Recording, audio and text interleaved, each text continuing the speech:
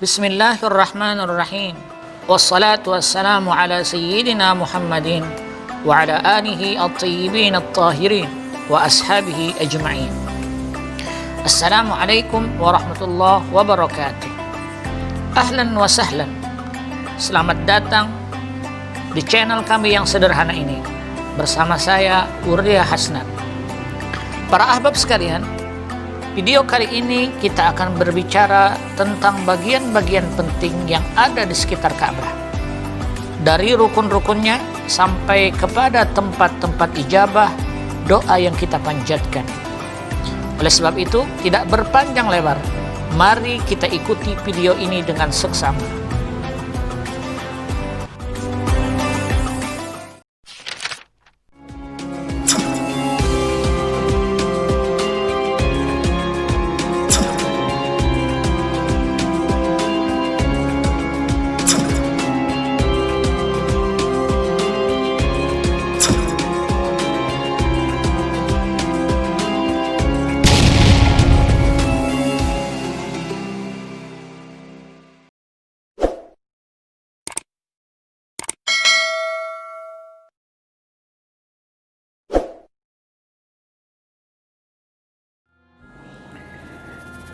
Inilah Ka'bah Al-Musyarrafah yang sangat kita rindukan setiap saat untuk menyaksikannya.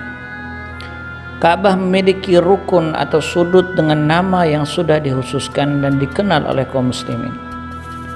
Rukun itu adalah, pertama, disebut dengan Ar-Ruknu Asy-Syarqi, yaitu rukun yang ada di samping pintu Ka'bah. Rukun ini berhadapan langsung dengan sumur Zamzam. Rukun ini dinamakan Asy-Syarqi atau berarti sudut timur karena arahnya menghadap ke timur. Rukun ini juga dinamakan dengan Rukun Aswad. Hal itu dikarenakan di sudut inilah terdapat Hajar Aswad. Dan dari rukun inilah dimulai tawaf untuk mengelilingi Ka'bah. Kedua, dinamakan Ar-Ruknu Al-Iraqi yang tepat berada sudutnya setelah Ruknu Asy-Syarqi sesuai jalur jamaah yang tawaf. Rukun ini juga dinamakan Rukun Asy-Syamali atau Rukun Utara.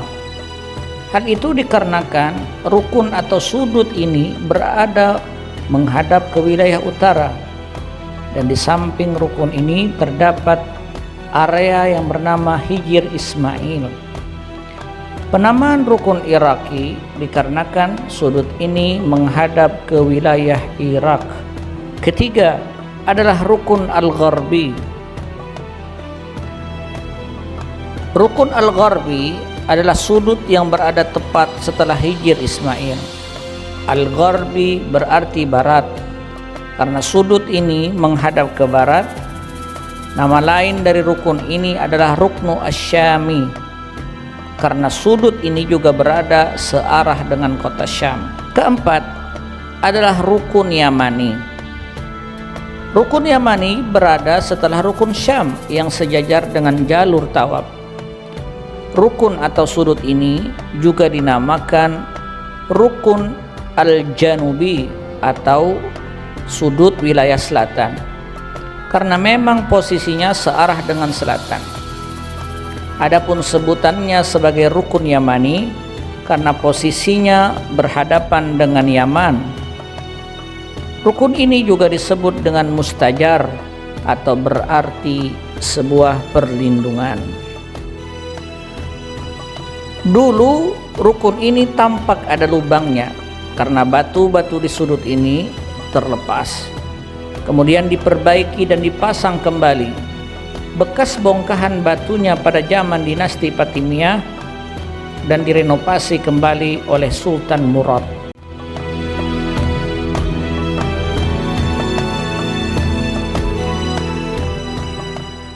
Ka'bah memiliki atap di atasnya. Tinggi atap dihitung dari dalam sekitar 9 meter. Terdapat 4 pondasi yang di atasnya diberikan penerangan agar bangunan Ka'bah di atas tetap mendapatkan cahaya.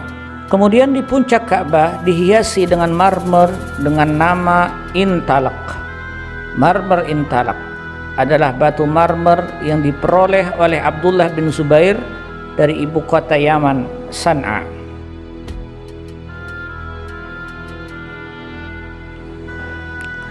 Ukuran dalam Ka'bah dari rukun Hajar Aswad menuju rukun Syam sekitar 7,5 meter, dan dari rukun Yamani ke Hajar Aswad sekitar 6,5 meter. Sajurwan adalah bangunan luar Ka'bah yang agak menurun di samping-samping Ka'bah, dan inilah sebagian dari batu-batu asli yang ditempelkan di luar Ka'bah. Sekalipun bagian ini agak terpisah dari bangunan Ka'bah, tapi ulama sepakat ia termasuk bagian bangunan Ka'bah.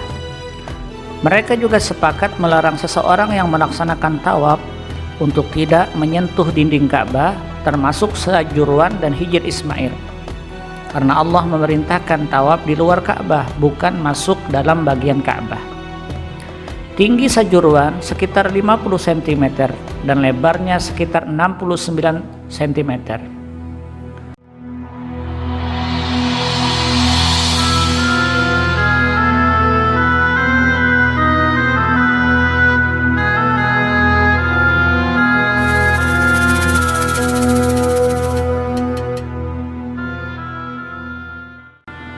Di Ka'bah juga terdapat mizab atau talang air yang terbuat dari emas.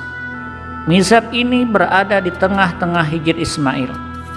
Dulu mizab terbuat dari kayu dan dipasang orang Quraisy setelah Nabi Muhammad SAW lahir sekitar 35 tahun kemudian.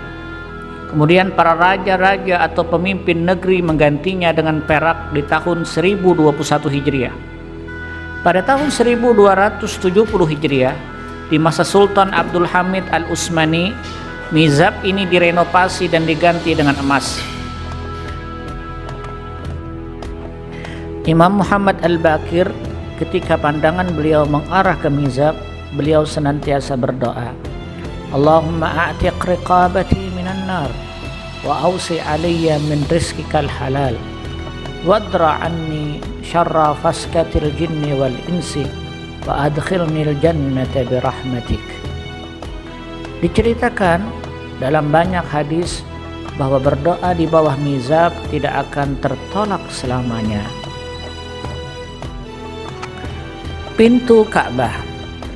Pintu Ka'bah merupakan bagian misteri dalam sejarah, karena dalam riwayat ahli sejarah atau mu'arrakhin, pada masa dulu Nabi Ibrahim alaihissalam ketika membangun Ka'bah, beliau belum sempat membuat pintu Ka'bah.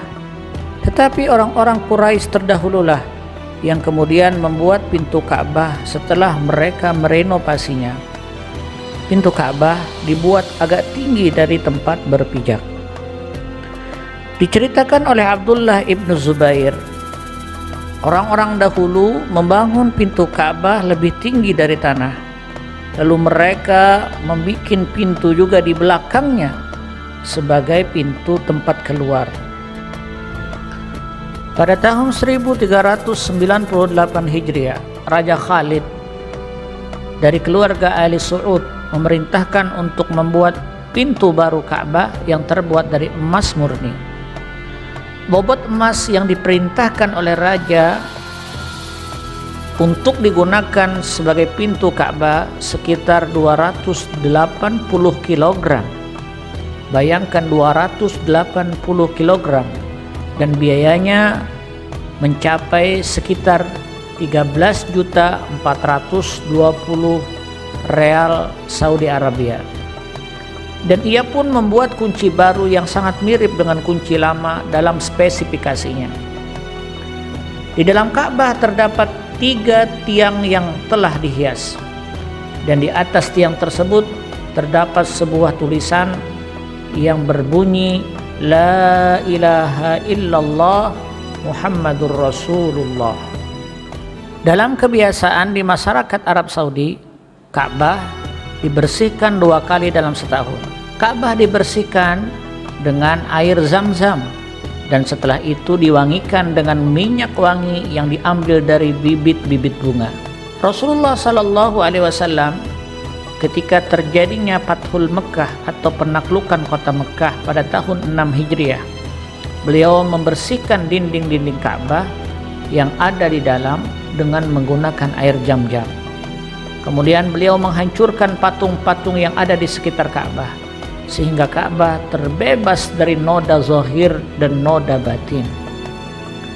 Dalam riwayat banyak hadis, Nabi Muhammad sallallahu alaihi wasallam menceritakan bagaimana keutamaan masuk ke dalam Ka'bah dan salat di dalamnya. Tetapi kalau kita tidak mampu, salat di dalam Hijr Ismail sama dengan salat di dalam Ka'bah. Itulah yang tertulis dari banyak hadis-hadis Nabi Muhammad sallallahu alaihi wasallam. Inilah Al-Mustajar yang berada tepat sejajar dengan pintu Ka'bah. Di samping Mustajar adalah rukun Yamani. Disebut Mustajar artinya perlindungan dari dosa. Dan di tempat ini juga kita bisa meminta kepada Allah agar dosa kita dihapuskan oleh Allah. Nama lain dari Al-Mustajar adalah Al-Muta'awwad. Berikutnya adalah Multazam. Ya, Al-Multazam. Tempat ini berada di antara Hajar Aswad dan pintu Ka'bah. Dalam hadis disebutkan, jika seseorang berdiri dan iltizam di tempat ini, dia berdoa kepada Allah, maka Allah akan kabulkan hajatnya. Nabi dan para sahabat terdahulu pernah mendekapkan dada dan tangan mereka di tempat ini untuk berdoa. Posisi mereka seperti orang yang memeluk Ka'bah. Kondisi seperti inilah yang disebut dengan iltizam. Oleh karena itu, nama tempat ini disebut dengan Multazam. Inilah Al-Ma'zanah. Al-Ma'zanah adalah tumpukan tanah keras yang berada di samping kanan pintu Ka'bah yang panjangnya kurang lebih 1,5 meter. Di tempat inilah Nabi Ibrahim alaihi salatu wassalam menyeru untuk memakmurkan Ka'bah. Di tempat ini juga Nabi Muhammad sallallahu alaihi wasallam dan Jibril alaihi salam salat. Oleh karenanya, para ahbab, jangan lupa salat di tempat ini. Jika Anda datang ke Ka'bah Al-Musyarrafah, luangkan waktu Anda untuk salat di tempat ini, sebab Rasul salat di tempat ini. Tempat ini diperbaiki di masa Daulat Abbasiyah. Seorang khalifah bernama Al-Mustansir Billah, dialah yang memperbaiki tempat-tempat ini. Setengah bundaran yang melingkar ini disebut dengan Hatim sebagai batasan Ka'bah. Berposisi antara rukun Iraki dan Syam. Di tempat inilah doa tidak akan tertolak, terlebih jika doa orang yang dizalimi. Disebut Hatim yang berarti menghancurkan, karena tidak ada orang yang terzalimi berdoa di tempat ini kecuali Allah akan menghancurkan kezaliman orang yang menzaliminya. Dan jika seseorang pendosa berdoa di tempat ini, maka Allah akan musnahkan dosa-dosanya. Dalam hadis juga disebutkan bahwa Hatim adalah antara rukun Hajar Aswad dan makam Nabi Ibrahim. Nabi pernah bersabda, sesungguhnya sebaik-baik tempat, sesuci-sucinya, dan yang paling dekat dengan Allah adalah antara rukun Hajar Aswad dan makam. Ia adalah salah satu taman surga. Barang siapa yang salat 4 rakaat di tempat itu, namanya akan dipanggil dari Arash dan akan diampuni dosa-dosanya yang terdahulu.